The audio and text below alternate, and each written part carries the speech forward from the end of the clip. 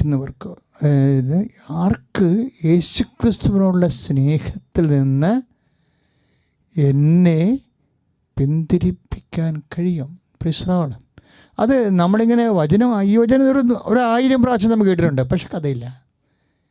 എത്ര പ്രാവശ്യം കേട്ടെന്നുള്ള ഒരു കഥയില്ലാത്ത കാര്യമാണ്. Whether you heard it with anointment, നീ അത് അഭിഷേകത്തിലാണ് കേട്ടിരിക്കണേ. വചനം വായിക്കുമ്പോഴും കേൾക്കുമ്പോഴും ഒക്കെ നമുക്ക് കർത്താവോട് ചോദിക്കേണ്ടത്, കർത്താവ് ഈ വചനം ഗ്രഹിക്കാൻ എമ്മാവൂസിലേക്ക് ശിഷ്യന്മാർക്ക് അവരുടെ ഹൃദയത്തിന് നീ വെളിച്ചം നൽകിയതുപോലെ എനിക്കും വെളിച്ചം നൽകണമേ. So that my heart may be enkindled. ജ്വലിക്കാൻ വേണ്ടി പ്രാർത്ഥിക്കുക. കർത്താവേ, എമ്മാവൂസിലേക്ക് മ്ലാനവദനരായി പോയ അപ്പോസ്തലന്മാരുടെ അവർക്ക് വചനം പങ്കുവെച്ച് ശ്രമിക്കാന് അഭിഷേകം കൊടുത്തതുപോലെ എനിക്കും വചനം വചനം ശ്രമിക്കാനുള്ള അഭിഷേകം തന്ന് എന്റെ ഹൃദയത്തെയും ജ്വലിപ്പിക്കണമേ. ശ്രദ്ധിക്കട്ടെ, സ്വരം പോലെ നിങ്ങൾ മനസ്സിലാക്കണം. കാറ്റിൻ്റെ സ്വരമാണ് നിങ്ങൾ കേൾക്കുന്നത്. അഭിഷേക ആരാധനയിൽ കേൾക്കുന്നത് എന്താണ്?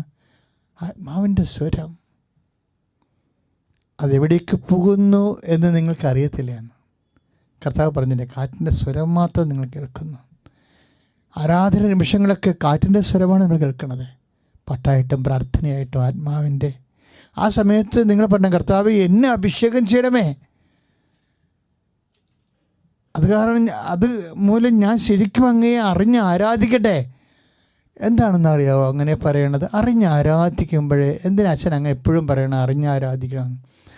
അറിഞ്ഞ് ആരാധിക്കുമ്പോഴാണ് അഭിഷേകം ഉണ്ടാകുന്നത്. ഈ അഭിഷേകം ഉണ്ടായാലുള്ള ഗുണം എന്താണെന്നറിയാവോ? പല കാര്യങ്ങളും നമ്മൾ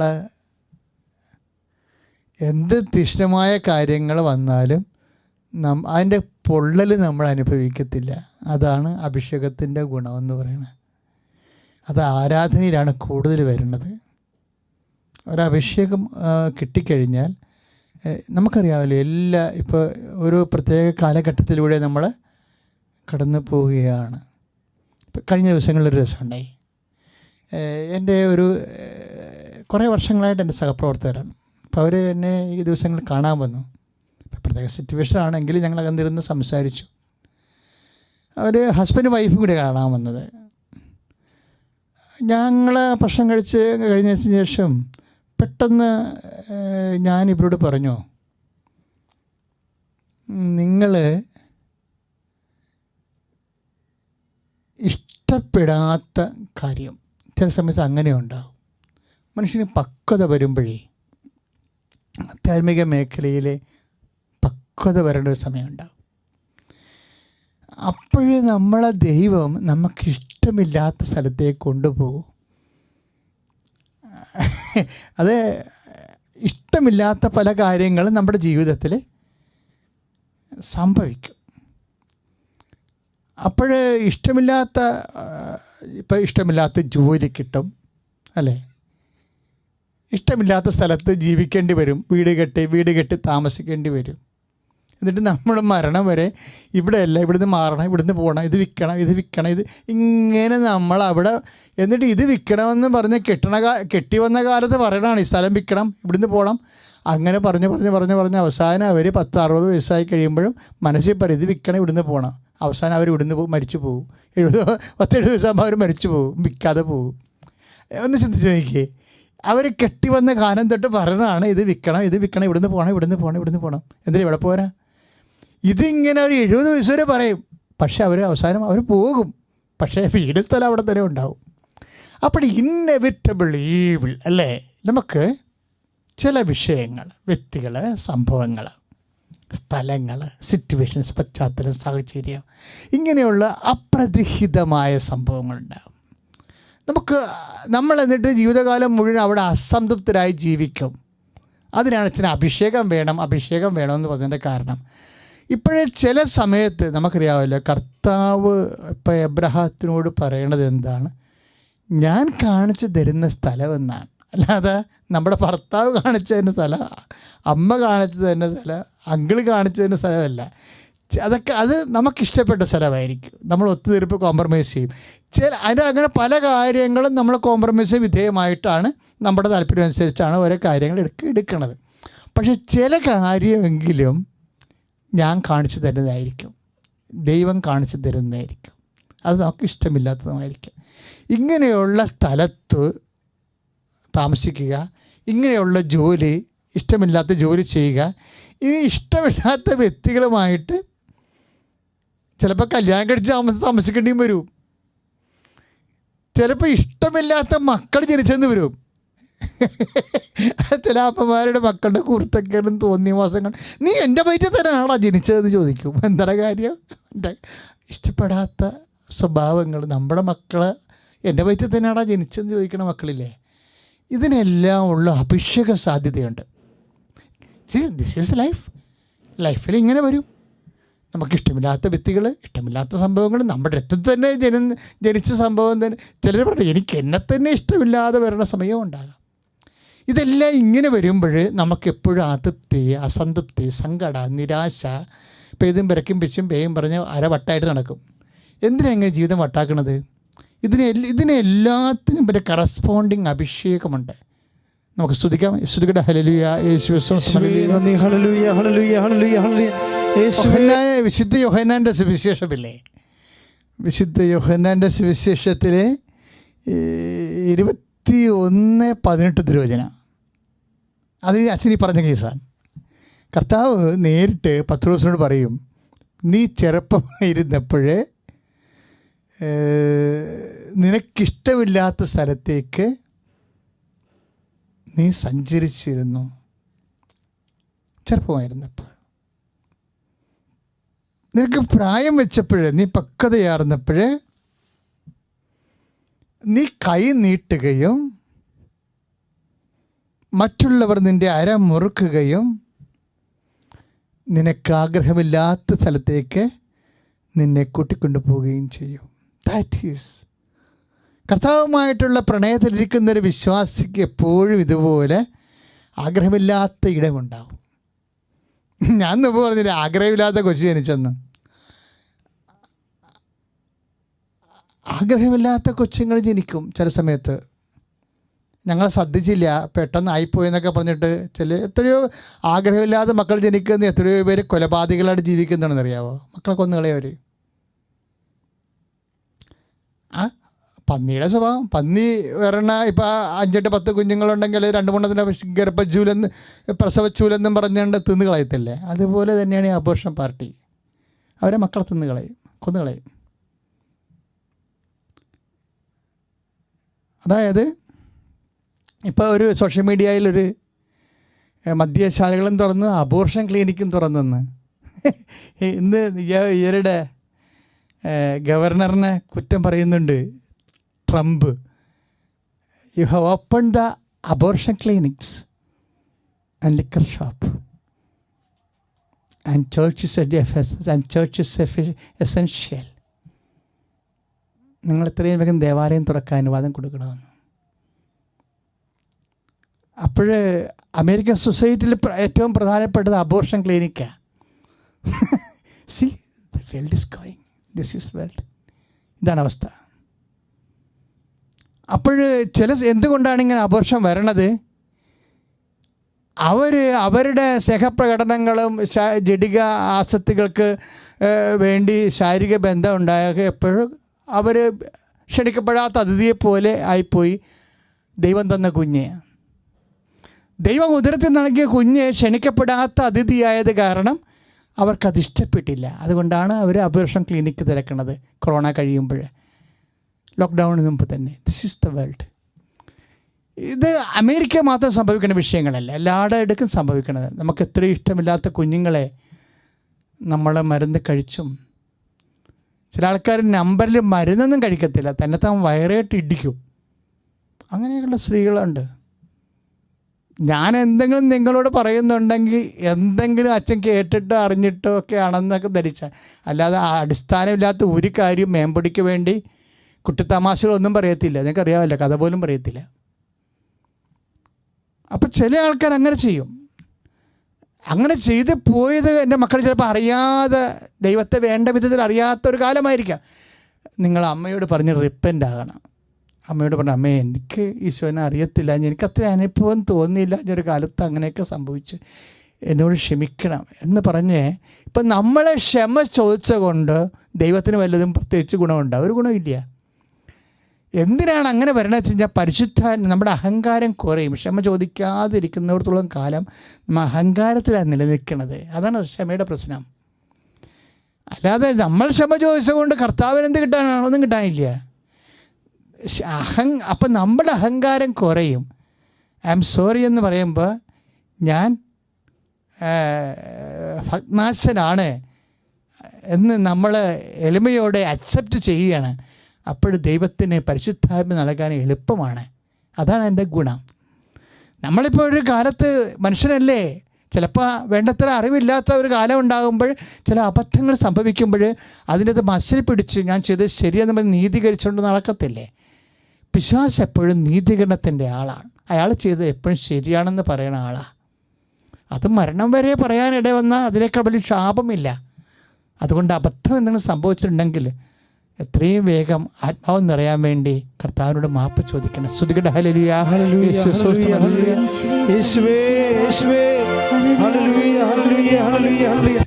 ദൈവത്തിന് തോന്നണം നമ്മൾ ആത്മാർത്ഥമായിട്ടാണ് ആരാധിക്കണമെന്ന്.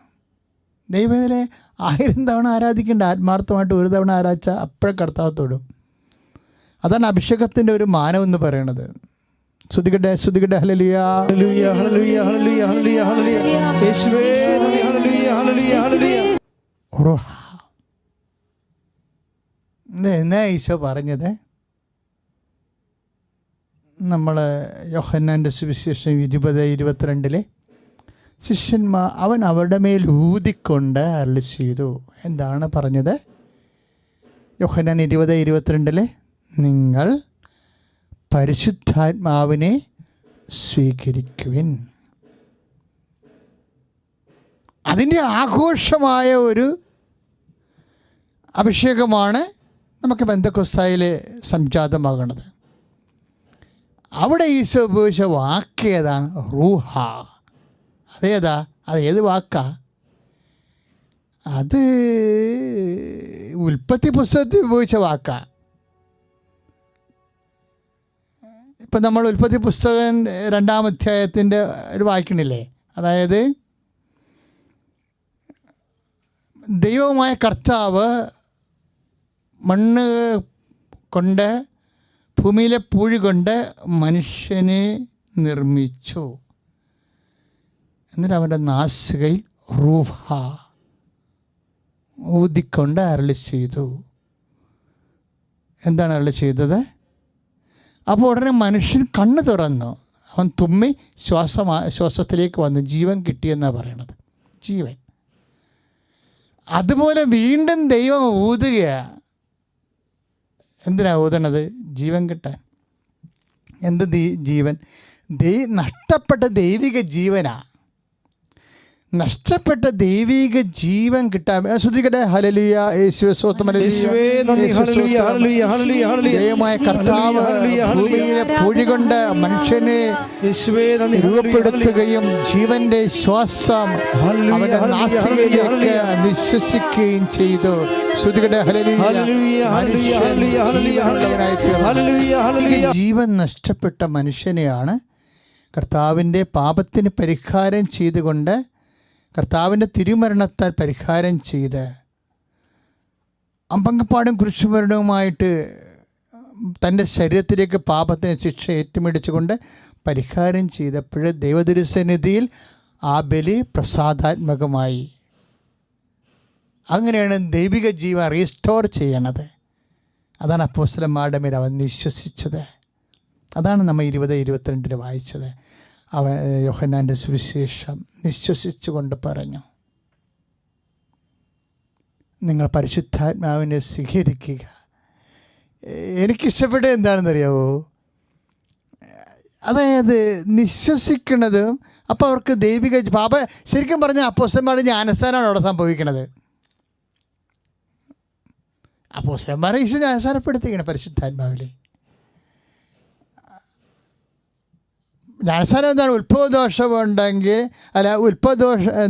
കർമ്മദോഷമുണ്ടെങ്കിൽ അതും ഉത്ഭവദോഷവും മാറ്റി നമ്മളെ ക്രൈസ്തവരും ദൈവത്തിൻ്റെ മക്കളുമാക്കി തീർക്കുന്ന കൂദാശയാണ് ജ്ഞാനസ്നാനം, അല്ലേ? അപ്പോൾ അവിടെ ഉത്ഭവദോഷം മാറും, ഉത്ഭവദോഷം മാറും, കർമ്മദോഷവും മാറും.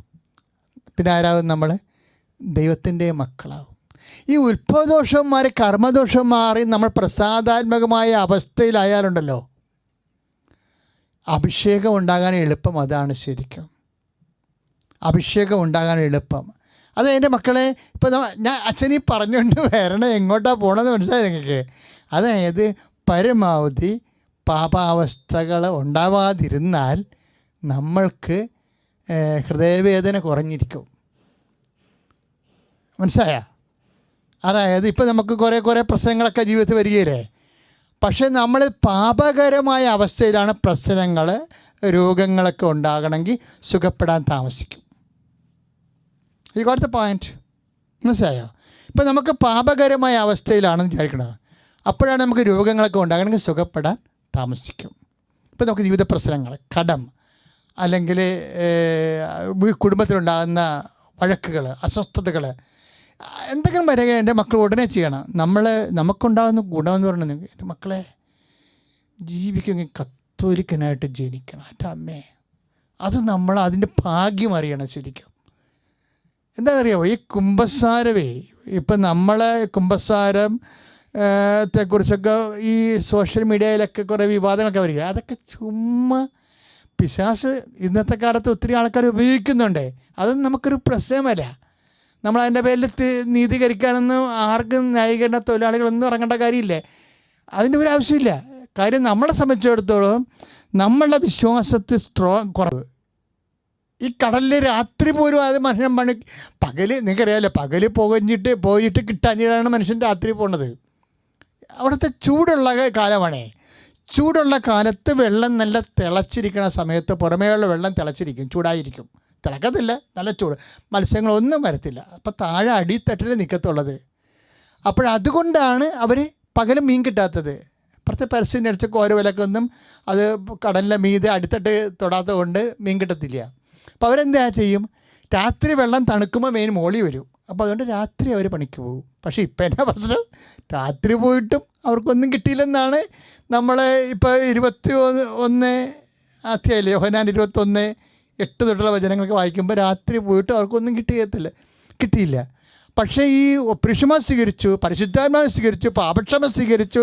പരിശുദ്ധാത്മാവിലാണ് അവർ പോയത്, പരിശുദ്ധാത്മാവിലാണ് അവർ ജോലി ചെയ്യാൻ പോയത്. പക്ഷേ മാനുഷികമായ അധ്വാനം പരാജയപ്പെട്ടു. കാലാവസ്ഥപരമായിട്ടും രാത്രി മീൻ കിട്ടിയില്ലെങ്കിൽ അതിനർത്ഥം എന്താ? കടലിൽ മീനില്ലെന്നാണ്. അപ്പോൾ പരിശുദ്ധാത്മാവിനെ സ്വീകരിച്ചതല്ലേ, ഒപ്രിഷമ സ്വീകരിച്ചതല്ലേ, പാപക്ഷമ കിട്ടിയത്, കുമ്പസാരിച്ച് പാപക്ഷമ കിട്ടിയതല്ലേ, ദൈവത്തിൻ്റെ മക്കളല്ലേ? എന്നാൽ പിന്നെ എന്താ കടലിൽ പോയിട്ട് മീൻ കിട്ടാതെ? കടലിൽ മീനില്ല, ഇല്ലാത്ത മീൻ എന്ത് ചെയ്യും? പക്ഷേ എന്താ പ്രശ്നം? അങ്ങനെ വന്നാലും പട്ടിണി കിടക്കാൻ ദൈവം അനുവദിക്കത്തില്ല. കണ്ടും പകൽ കർത്താവ് അതിരാവിലെ എത്തും.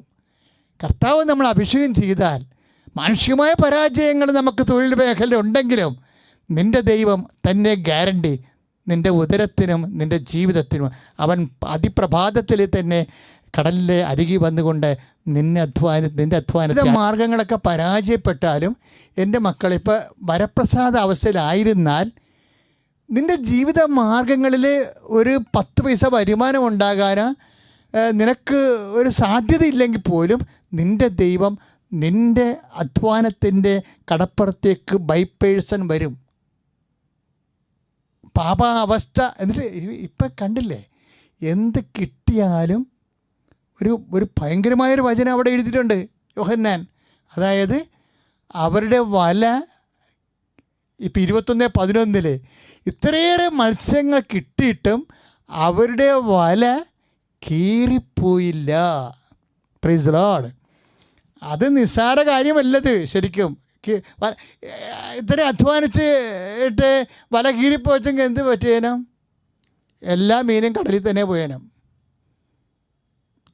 അപ്പോൾ വല മത്സ്യം കിട്ടുന്ന പോലെ തന്നെ പ്രധാനപ്പെട്ടതാണ് വിഷയമാണ് വല കീറാണ്ടിരിക്കുന്നത്.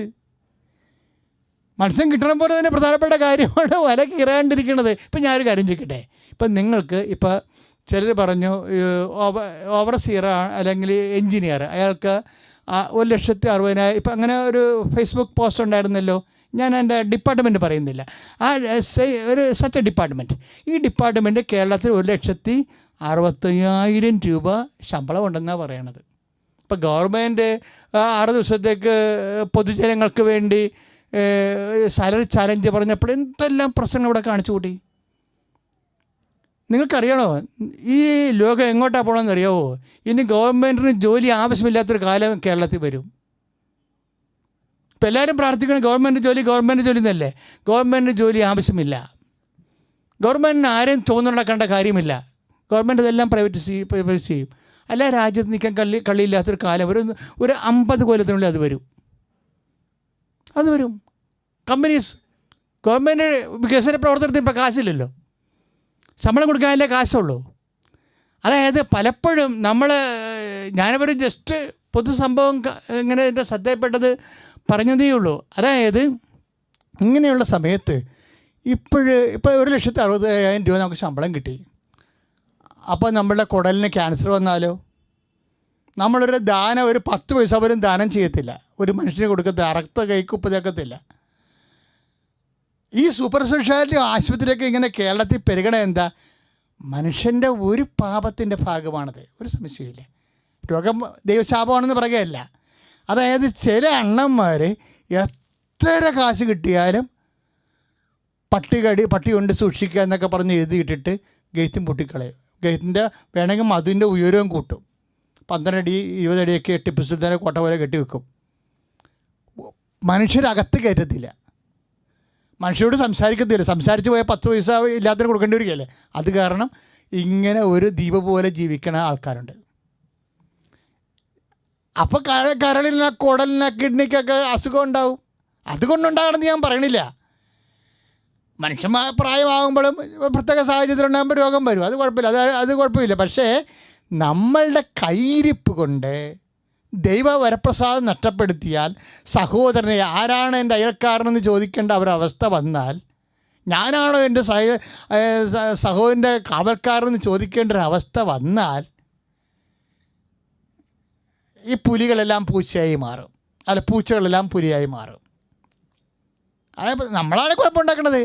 അതായത് ഞാനാണോ എൻ്റെ സഹോദരൻ്റെ അയൽക്കാരനെന്ന് ചോദിച്ചാൽ പിന്നെ അവസ്ഥ അറിയാമല്ലോ. പിന്നെ കായൻ പറയണ എന്താ? കായനാണെന്ന് ഈ ഡയലോഗ് കാശണത് ആദ്യം. പക്ഷേ പിന്നെ കായൻ എന്താ പറയണത്?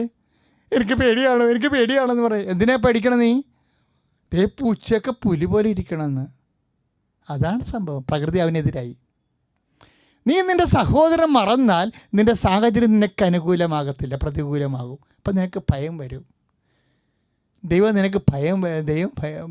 അവന് ഭയം വരും.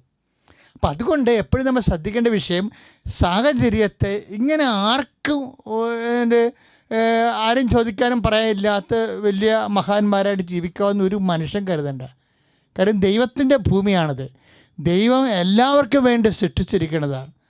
അപ്പം അങ്ങനെ വരുമ്പോൾ സ്വാഭാവികമായിട്ടും ഇതുപോലെയുള്ള എന്തെങ്കിലും വരുമ്പോൾ ഞാൻ ഇതൊക്കെ പറയണമെന്നറിയാവോ? അതായത് നിങ്ങളായിട്ട് വല കീറാതിരിക്കാൻ വേണ്ടി പറയണതാണ്. ഇപ്പം നമുക്ക് ഒത്തിരി സമ്പത്ത് കിട്ടും. ഇപ്പം കുറേ ആൾക്കാർക്ക് ഈ നമ്മുടെ നാടിനോട് പുച്ഛമായിരുന്നല്ലോ. ഇപ്പം നാട് മാത്രമല്ലേ ഉള്ളു അവരെ സഹായിക്കാനും സന്ധിക്കാനും. അതായത് സ്വയം കൂടപ്പിറപ്പുമാരെ മറക്കരുത്, സ്വന്തം സംസ്ഥാനത്തെ മറക്കരുത്, രാജ്യത്തെ മറക്കരുത്. എന്ത് ചെയ്താലും അതെല്ലാം വല കീറണ പരിപാടിയായിട്ട് മാറും. അവസാനം നീ കുറേ അധ്വാനിക്കും, പക്ഷെ ഒന്നും നേടത്തില്ല. അതാണ് ഇങ്ങനെ. അതായത് വരപ്രസാദത്തിൽ ആണ് നമ്മൾ അധ്വാനിക്കണമെന്നുണ്ടെങ്കിൽ നമ്മൾ വല കീറത്തില്ല. അതാണ് അപ്പോസ്തലന്മാരുടെ പുസ്തകം യോഹന്നാൻ 21:11 കണ്ടില്ലേ? ഇത്രയേറെ മത്സ്യം കിട്ടിയിട്ടും അവിടെ വല കീറിയില്ല.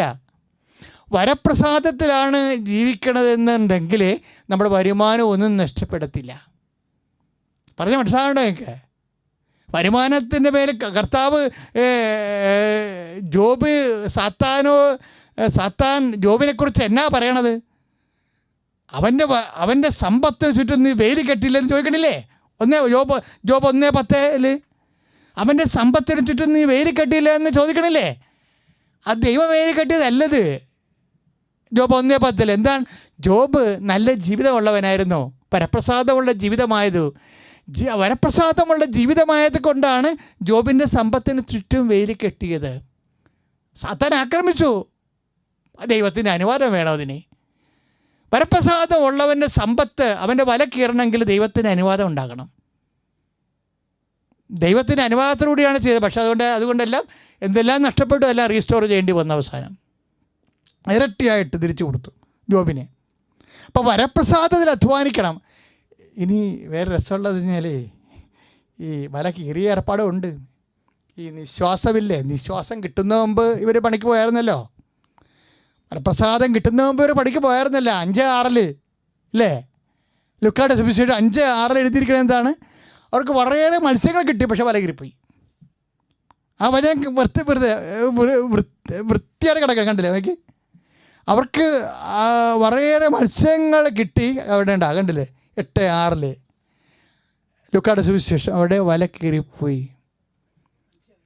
5:6 എന്താ വല കീറാൻ കാരണം? പത്രോസ് അവിടെ പറയുന്നുണ്ട്, ഞാൻ വരപ്രസാദത്തിലല്ല, എന്നെ വിട്ടു പോകണമെന്ന്. ഞാൻ വരപ്രസാദത്തിലല്ല കർത്താവേ, ഞാൻ പാപിയാണ്. 5:8 ലുക്കായുടെ സുവിശേഷം പറയുന്നില്ലേ? കർത്താവേ, എന്നെ വിട്ടു പോകണം, ഞാൻ പാപിയാണ്, ഞാൻ വരപ്രസാദത്തില്ല. വല കീറിയിരിക്കണം കണ്ടില്ലേ? എൻ്റെ അധ്വാനം വെള്ളത്തിൽ പോയത് കണ്ടില്ലേ? ഞാൻ പാപിയാണ്, എന്നെ വിട്ടു പോകണം. അതാണ് വരപ്രസാദത്തിൻ്റെ പ്രത്യേകത എന്ന് പറയണത്. സ്തുതിക്കട്ടെ. ഹല്ലേലൂയ, യേശുവേ സ്തോത്രം. ഹല്ലേലൂയ. യോഹന്നാന്റെ സുവിശേഷം 20:22 അടിയൻ പ്രാർത്ഥിക്കുന്നു, അപ്പോസ്തലന്മാരിലെ നിശ്വസിച്ചതുപോലെ എൻ്റെ മേലും നിശ്വസിക്കണമേ. ഞാനും പരിശുദ്ധാത്മാവിൽ നിറയട്ടെ. ശ്രദ്ധിക്കട്ടെ. ഇപ്പം സങ്കീർത്തനം പറഞ്ഞില്ലേ, കർത്താവേ എന്നെ നിശ്വസിക്കണമേ, എനിക്ക് അരൂപിയെ നൽകണമേ. കർത്താവേ, അങ്ങയുടെ അരൂപിയെ അയക്കണമേ. ഈ ഭൂമുഖം നവീകരിക്കപ്പെടട്ടെ. സങ്കീർത്തനം 104:30. എന്തിനാണ് അരൂപിയെ അയക്കണത്? സങ്കീർത്തനം 104:30. കർത്താവേ, അങ്ങയുടെ അരൂപിയെ അയക്കണമേ. എന്തിനാണ് അയക്കണത്? ഭൂമുഖം നവീകരിക്കപ്പെടട്ടെ.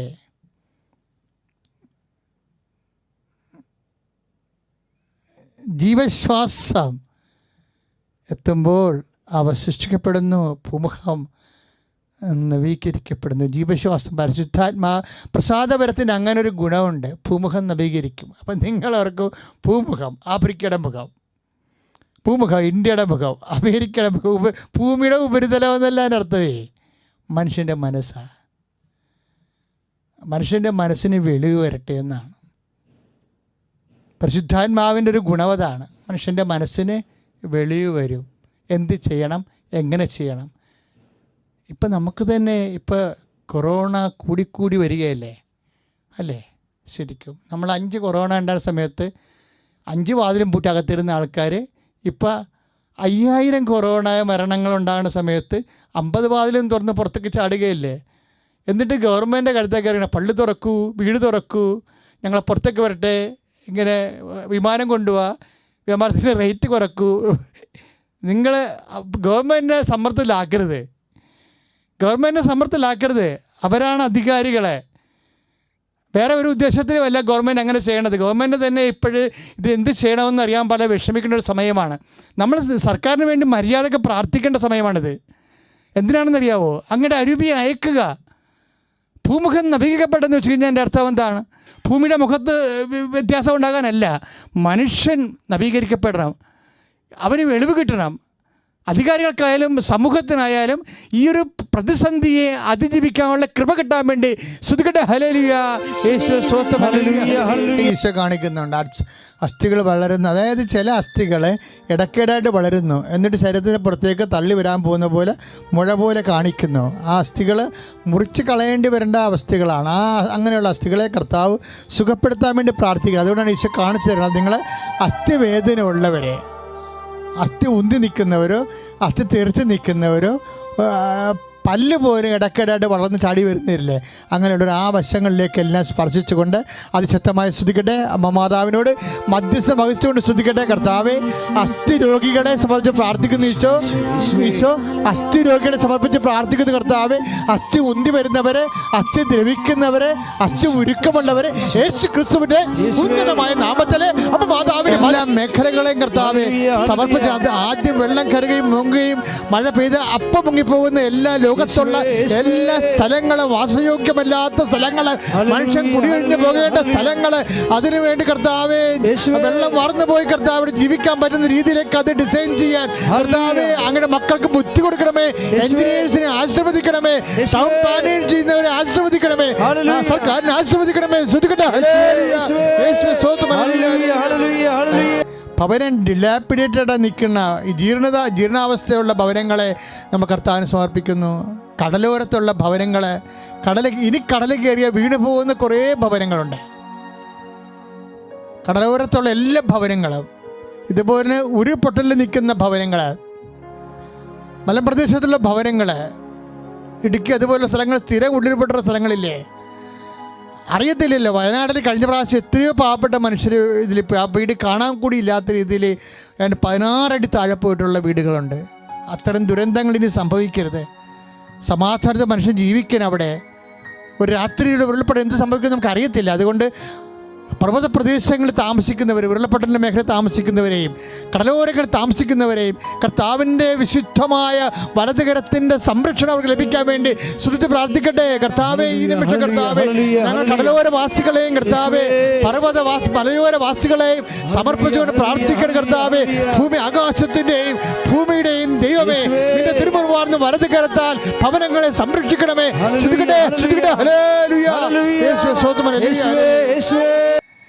നിങ്ങൾ ഉദരരോഗമില്ലാത്ത ആൾക്കാർ, നിങ്ങൾ വെറുതെ നിങ്ങളിങ്ങനെ ഞാനീ നാട്ടുകാരനല്ല നമ്മൾ നിൽക്കരുത് കേട്ടോ. കാര്യം ഉദരത്തിൽ രോഗം വന്നാൽ അത് വരുമ്പോഴേ നിങ്ങൾക്ക് അറിയാൻ പറ്റത്തുള്ളൂ എന്തുമാത്രം ആ വേദന അവരനുഭവിക്കുന്നുണ്ടെന്ന്. ഭക്ഷണം കഴിക്കാൻ പറ്റത്തില്ല, കഴിക്കുന്ന ഭക്ഷണം പോകത്തില്ല, എന്തെല്ലാം തരത്തിലാണ്. ചിലപ്പോഴൊക്കെ കുടലൊക്കെ കണ്ടിച്ചു കളയേണ്ടി വരും, പിന്നെ ജീവിതകാലം മുഴുവൻ അനുഭവിക്കേണ്ടി വരും. കർത്താവെ, ഇതുമാത്രം മനുഷ്യരെ സൗഖ്യപ്പെട്ട് കൃപാസനത്തിൽ സാക്ഷ്യം പറഞ്ഞിട്ടുള്ളതാണ്. എൻ്റെ മക്കൾ, ദൈവത്തെ ഓർത്ത് വലതുകരം നിങ്ങളുടെ വയറ്റി വെക്കുക. കർത്താവ് ഇപ്പം നിന്നെ സുഖപ്പെടുത്തുന്ന നീ പൂർണ്ണമായി പരിശുദ്ധ അമ്മയെ ആശ്രയിച്ചുകൊണ്ട് വിശ്വസിക്കുക. കർത്താവെ, ഉദരരോഗമുള്ളവരെ സമർപ്പിച്ച് പ്രാർത്ഥിക്കുന്നു കർത്താവെ. ഞങ്ങളെ ഉദരരോഗമുള്ളവരെ കർത്താവെ സമർപ്പിച്ച് പ്രാർത്ഥിക്കുന്നു കർത്താവെ. ഉദരരോഗമുള്ളവരെ നിന്റെ തിരുമുറുവാർന്ന് ഉയർത്തെഴുന്നേറ്റ വലതുകരത്താൽ ഈ നിമിഷം സ്പർശിക്കണമേ. അടിപ്പിടർ പോലെ, വൈദ്യാഘാതം പോലെ ഉദരരോഗമുള്ളവരെ യേശുനാമത്തിന് സൗഖ്യമാകട്ടെ. നമ്മൾ വണക്കമാസത്തിൽ ഓൺലൈനായിട്ട് പ്രാർത്ഥനാ സമർപ്പണം ചെയ്ത ആൾക്കാരുണ്ട്. അപ്പോൾ ഒരു വീട്ടിൽ 2 പേർക്ക് കൊറോണ ഉണ്ട്. അത് ഞാൻ കുറച്ച് നേരം സ്റ്റക്കായിപ്പോയി അത് കേട്ടിട്ട്. ഞാൻ അപ്പം തന്നെ കണ്ണീരോടെ അമ്മയോട് പറഞ്ഞു, അമ്മേ, അതുപോലെയുള്ള എത്ര അത് അവർ പ്രാർത്ഥിക്കാൻ അവർക്ക് വിശ്വാസവും അവസരവും ഉള്ളതുകൊണ്ട് തന്ന്. അതുപോലെ അങ്ങനെ കുടുംബങ്ങളിലൊക്കെ ഉണ്ടാകത്തില്ലേ, ലോകത്ത് മുഴുവനുള്ളവരെ, ഒരു വീട്ടിൽ പറക്ക് കുറവുള്ളവരെ. ഇപ്പോഴ് അതിന് മരുന്ന് കണ്ടുപിടിച്ചിട്ടില്ല. മരുന്ന് കണ്ടുപിടിക്കാൻ വേണ്ടി തന്നെയാണ് പ്രാർത്ഥിക്കുന്നത് എത്രയും വേഗം. അതുപോലെ തന്നെ ഇതുപോലെ വെന്റിലേറ്റർ കിടക്കുന്നവരും ക്വാറന്റൈൻ കിടക്കുന്നവരും എല്ലാവരെയും നമ്മൾ സമർപ്പിച്ച് പ്രാർത്ഥിക്കണം. അമ്മേ, അവർക്ക് വേണ്ടി മധ്യസ്ഥം വഹിക്കണമേ. ഈ നിമിഷം അച്ഛനോട് ചേർന്ന് പ്രാർത്ഥിക്കുക. അമ്മേ, പരിശുദ്ധ അമ്മേ, അമ്മേ, പരിശുദ്ധ അമ്മേ, കൊറോണ ബാധിതരായിട്ടുള്ള എല്ലാ കുടുംബങ്ങളിലേക്കും സഞ്ചാരി മാതാവേ കടന്നു ചെല്ലണമേ. അവർ സാക്ഷ്യം പറയാനുള്ള ദൈവിക അടയാളങ്ങളെ നാമത്തിൽ ലഭിക്കട്ടെ. നാമത്തിലെ അവർ സൗഖ്യം പ്രാപിക്കട്ടെ. മനുഷ്യരുടെ ഹൃദയം സങ്കീർണമായി മാറുന്നു. മനുഷ്യപ്പറ്റ് ഇല്ലാത്ത രീതിയിൽ പാമ്പുകളെക്കാൾ വിഷമുള്ള മനുഷ്യരായി സമൂഹം രൂപാന്തരപ്പെട്ട് വരുന്നത് വല്ലാത്ത ആധിയാണ് നമ്മളെ പിടിപ്പിക്കുന്നത്. വിചിത്രമായ സയൻറ്റിഫിക്കായിട്ടുള്ള കൊലപാതകങ്ങൾ ശ്രേണിയായിട്ട് കേരളം തന്നെ മാറിക്കൊണ്ടിരിക്കുന്ന അവസ്ഥയിൽ നമ്മളുടെ മനസ്സ് വളരെ നരകതുല്യമായി മാറിക്കൊണ്ടിരിക്കുന്നു.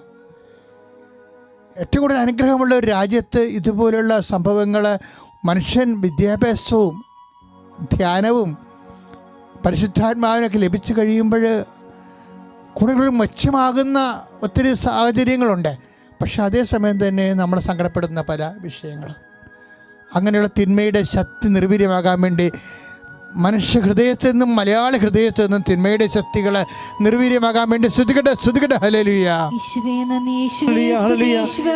കർത്താവേ, നിന്റെ വിശുദ്ധമായ രക്തത്താൽ രാജ്യത്തെ അനുഗ്രഹിക്കണമേ. വിശുദ്ധമായ രക്തത്താൽ കർത്താവേ കുടില ഹൃദയമുള്ളവർക്ക് മനസ്സാന്തരം നൽകണമേ കർത്താവേ. സ്തുതിക്കട്ടെ ഹല്ലേലൂയ. ഉടമ്പടി ചെയ്യാൻ പറ്റിയതെന്നാണ് പറയണത്. ഒത്തിരി പേര് അങ്ങനെ പറയുന്നുണ്ട്. അതെന്നാ കാര്യമെന്ന് അറിയാവോ അങ്ങനെ പറയണത്? ഇപ്പോൾ പള്ളിയും പട്ടക്കാരനൊന്നും ഇല്ലാത്തൊരു കാലമല്ലേ, ശരിക്കും പള്ളി പോകാൻ പറ്റണില്ലല്ലോ. ഓൺലൈനിൽ കുറേ ആൾക്കാർ പരിശുദ്ധ കുർബാന കൂടുന്നുണ്ട്. എൻ്റെ മക്കളെ, എല്ലാവരും ഓൺലൈനിൽ പരിശുദ്ധ കുർബാന കൂടണം. ഇപ്പം അതേ നമുക്ക് മാർഗ്ഗമുള്ളല്ലോ. ഇപ്പം നമുക്ക് ഭക്ഷണം കിട്ടാഞ്ഞ കാലത്ത് മന്ന അപ്പം അല്ലേ, മന്ന അപ്പമാണ് പിതാക്കന്മാർ കഴിച്ചത്. വലിയ രുചിയൊന്നുമില്ല, പക്ഷേ ജീവൻ നിലനിർത്താൻ വേണ്ടിയുള്ള ദൈവ സംവിധാനമാണ് ഇപ്പോൾ ഓൺലൈനിൽ നമുക്ക് ലഭിക്കുന്നത്. അതുകൊണ്ട് എൻ്റെ മക്കളെ, പക്ഷേ എപ്പോഴും നമ്മൾ ശ്രദ്ധിക്കേണ്ട ഒരു വിഷയം, ഓൺലൈനിൽ കുർബാന കൂടുമ്പോൾ നിങ്ങൾ മൊബൈൽ ഇങ്ങനെ കോട്ടുമായിട്ടുണ്ട് നെക്കി കളിക്കണ പോലെ അല്ല. അത് നിങ്ങൾ ടി വിയായിട്ട് കണക്ട് ചെയ്യാൻ പഠിക്കണം. പിന്നെ തലേ ദിവസം തന്നെ എഴുന്നേറ്റ് തലേ ദിവസം തന്നെ കരുതിക്കൂട്ടി കുളിച്ച് റെഡിയായി പള്ളിയിലോട്ട് പോണ പോലെ തന്നെ നമ്മൾ നാളെ മനസ്സൊരുക്കമുള്ളവരായിരിക്കണം.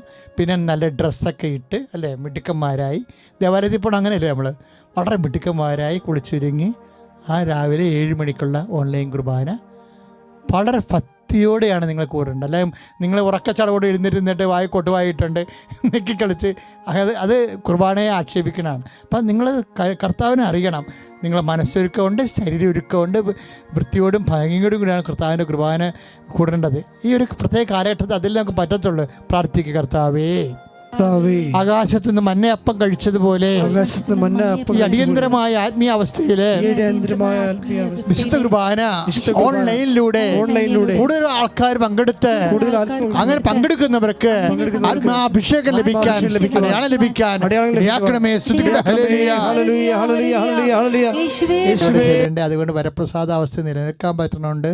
ഈ ആധ്യാത്മികമായ അടിയന്തര അവസ്ഥയിൽ കർത്താവ് ഞങ്ങളെ സംരക്ഷിച്ചതാണെന്ന് അത് കേട്ടപ്പോൾ ഭയങ്കര സന്തോഷമായി. കാര്യം ലക്ഷക്കണക്കിന് മനുഷ്യർ ഉടമ്പടി എടുത്തിട്ടുണ്ട്. അവരല്ലാതെ ഇപ്പോൾ എൻ്റെ മക്കളെ ശ്രദ്ധിക്കേണ്ട കാര്യം, ഞാൻ ഇപ്പോൾ 90 ദിവസം മാത്രമേ ഉടമ്പടിയുടെ ആ ടൈമുള്ളൂ. പക്ഷേ എൻ്റെ മക്കളത് കർത്താവ് നിങ്ങളെ ദൈവാനുഗ്രഹത്തിലും പ്രസാദത്തിൽ നിലനിർത്താൻ പറ്റുകയും അമ്മയുടെ മധ്യസ്ഥം നിങ്ങൾ നിലനിർത്തുകയും നിങ്ങളുടെ ജീവിത ആവശ്യങ്ങളുമായി ദൈവം കരുണ കാണിക്കുകയും ചെയ്യുന്നൊരു കാലഘട്ടമാണ്. അതുകൊണ്ട് ഞാൻ എൻ്റെ കടമ നിർവഹിച്ചെന്ന് പറഞ്ഞ് സ്റ്റോപ്പ് ചെയ്ത് കളയരുത് മക്കളെ. നിങ്ങൾ എൻ്റെ കൂടെ തന്നെ തിരി ചിലപ്പോൾ ഉണ്ടാകും, ചിലപ്പോൾ ഉണ്ടാവത്തില്ല. പക്ഷേ എൻ്റെ മക്കൾ പ്രാർത്ഥനയുണ്ടല്ലോ, ആ പ്രാർത്ഥന കണ്ടിന്യൂ ചെയ്ത് പോകണം. നമുക്ക് ഉടമ്പടി എടുത്തിട്ടുള്ള ആൾക്കാരല്ല, അവരെന്തിനു വേണ്ടിയാണ് ഉടമ്പടി എടുത്തിരിക്കുന്നത് ആ മേഖലയിലെല്ലാം. ഞാൻ അച്ഛൻ മുമ്പ് പറഞ്ഞില്ലേ, അതായത് അവരോട് കർത്താവ് അപ്പോസ്തലന്മാരുടെ മേൽ ഊതി അവർ പാപം ക്ഷമിച്ചു, അവരെ ന്യായസ്ഥാനപ്പെടുത്തി, ഒപ്രക്ഷമ കൊടുത്തു. അതിനുശേഷം അവർ പണിക്ക് പോയി. പക്ഷേ ആ ഒരു അധ്വാനത്തിൽ രാത്രി മുഴുവൻ അധ്വാനത്തിൽ ഒന്നും കിട്ടിയില്ലെങ്കിൽ പോലും കർത്താവ് ഗ്യാരണ്ടിയാണ് ജീവിതമാർഗത്തിന്.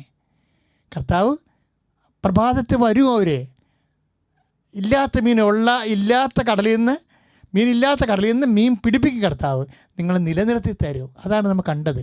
അതുകൊണ്ട് എൻ്റെ മക്കൾ ഉടമ്പടിയിൽ വിശ്വസ്തതയാണ് പ്രധാനപ്പെട്ട കാര്യം. അമ്മയോട് ചേർന്ന് നിൽക്കുക.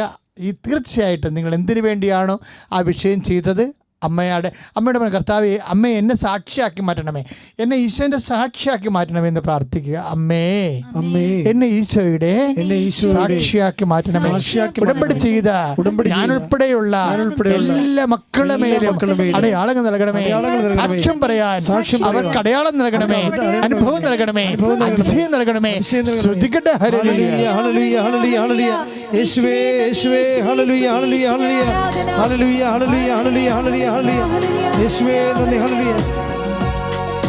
സ്വർഗീയ മന്നവഹിക്കും വാഗ്ദാന പേടകമേ,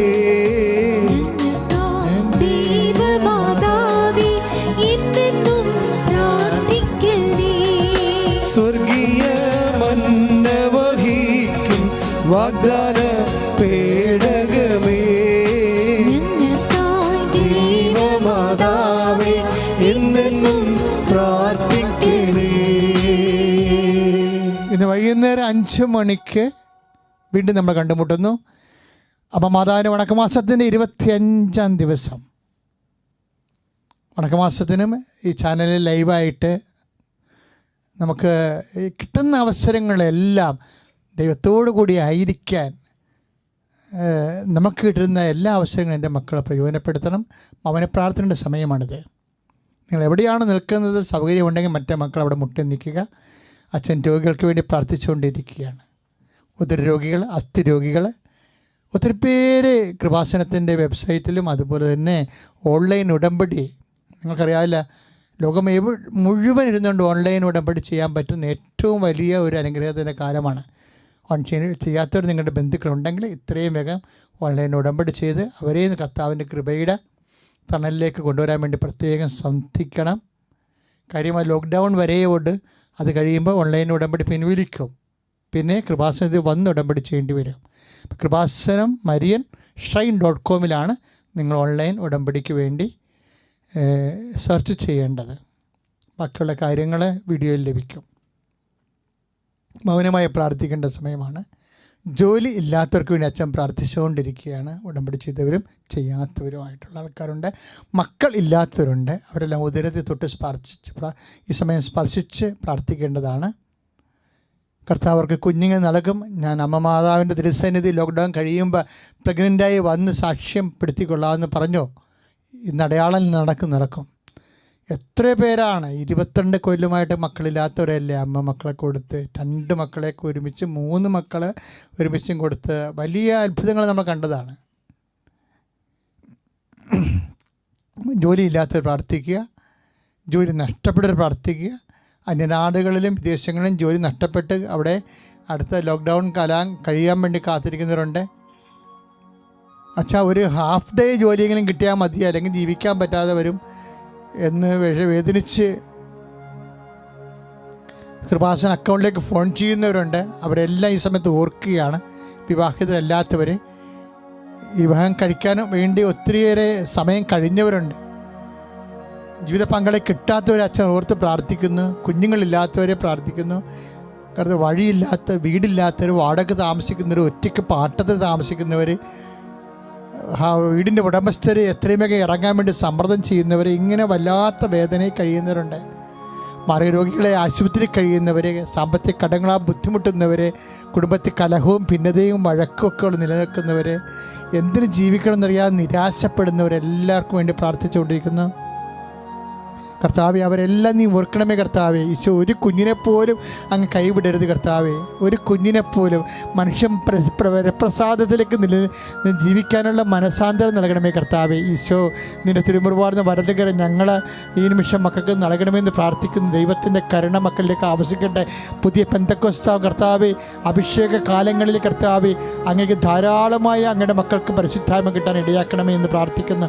കർത്താവ്, ആരെല്ലാം ഏതെല്ലാം കാര്യങ്ങൾക്ക് വേണ്ടി മറക്കട മുഷ്ടിയും വേദനയും പലതരത്തിൽ വേദന അനുഭവിക്കുന്നവരെ, കർത്താവെ, ജീവിതം മടുത്തുവെന്ന് തോന്നുന്നവരെ, കർത്താവെ, ഉറക്കമില്ലാത്തൊരു പ്രഷർ രോഗികൾ, ഷുഗർ രോഗികൾ, അസ്ഥി രോഗികൾ, നീര് രോഗികൾ, വാതരോഗികൾ, പാൻക്രിയാസിന് വേദനയുള്ള ആന്തരിക അവയവങ്ങളിൽ കേടുള്ളവർ, ഈശോ, അവരെല്ലാം സ്പർശിക്കണമേ എന്ന് പ്രാർത്ഥിക്കുന്നു. കർത്താവിൻ്റെ കരുണ ചൊരികട്ടെ. Lord Jesus Christ, pour out his spirit, the fire finger, soak with the precious blood, and grant you in the name of Jesus Christ be healed. യേശുവേ സ്തുതിക്കട്ടെ. Hallelujah, hallelujah, hallelujah. എല്ലാ ജീവിത നിയമങ്ങളെയും സമർപ്പിച്ചുകൊണ്ട് സ്തുതിക്കട്ടെ. Hallelujah, hallelujah, hallelujah, hallelujah, hallelujah. യേശുവേ, ഞങ്ങളെ ആശീർവദിക്കണമേ. Hallelujah, hallelujah, hallelujah, hallelujah.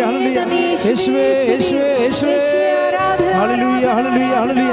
ആരാധന, ആരാധന, ആരാധന. യേശുവേ, ആരാധന. Hallelujah, hallelujah, hallelujah. Hallelujah, hallelujah, hallelujah. വെളിച്ചം പകരണമേ, വെളിവു നിറയ്ക്കണമേ, വിവേകമേകണമേ, വിജ്ഞാനദായകനേ, പരിശുദ്ധ പരമമാ ദിവ്യകാരുണ്യമേ, ഇന്നുമെന്നും അങ്ങേക്കാരാധന. പരിശുദ്ധ പരമമാ ദിവ്യകാരുണ്യമേ, ഇന്നുമെന്നും അങ്ങേക്കാരാധന. പരിശുദ്ധ പരമമാ ദിവ്യകാരുണ്യമേ, എന്നുമെന്നും അങ്ങേക്കാരാധന.